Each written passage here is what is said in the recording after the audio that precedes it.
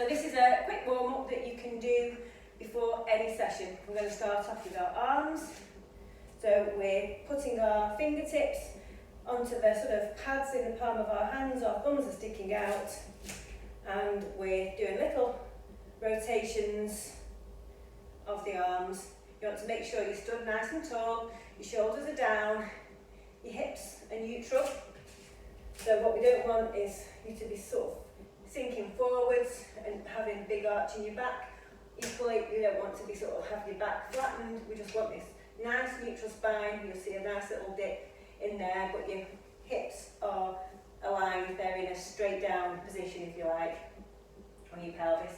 And when you're doing your circles, you want to make sure your arms are pulled back, your chest is forward, really trying to avoid doing this. If you can't get your arms back, just over time, sort of really try and bring them back as you get more flexible and open out these muscles. And that's just going to help work into the back and wake up that shoulder joint. Okay, and then our hands are going onto our temples, our fingers are bent, and we're bringing our elbows together or as near as you can and opening wide.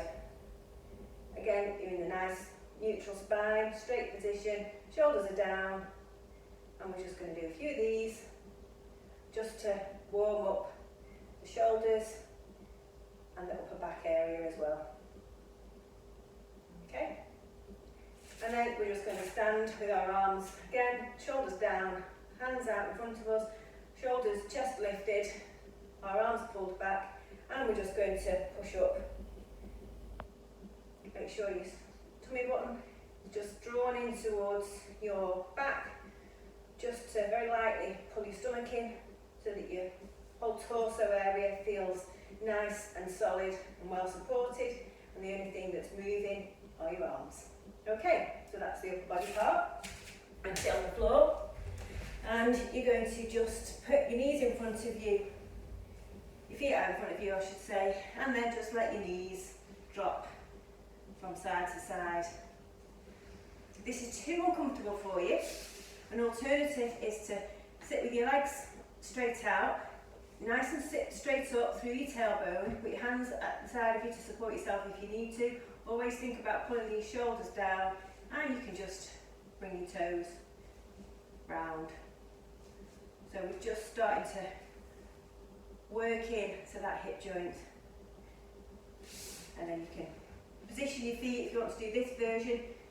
Your feet can be as far away from your body as you want them to be, or you're able to put them. You can bring them a lot nearer if you've got more mobility and flexibility. Just find a position that's comfortable for you. Okay?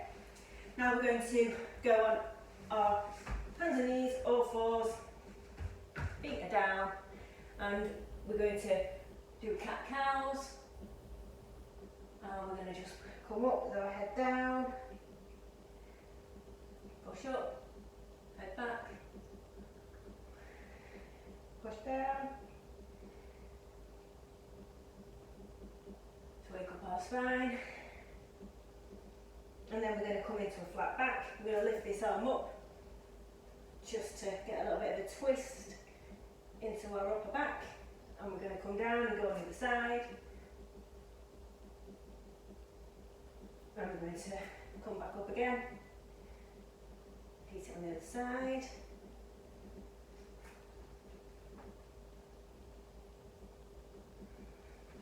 So we've moved most of our body parts. We're going to just do a little bit of light jogging on the spot now, just to raise our heart rates.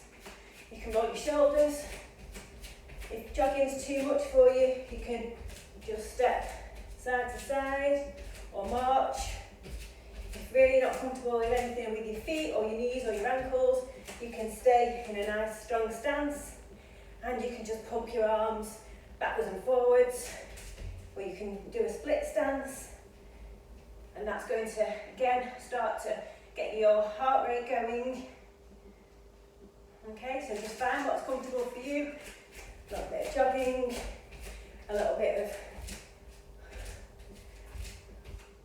what they're called, jumping jacks without jumping, so a lower version of them.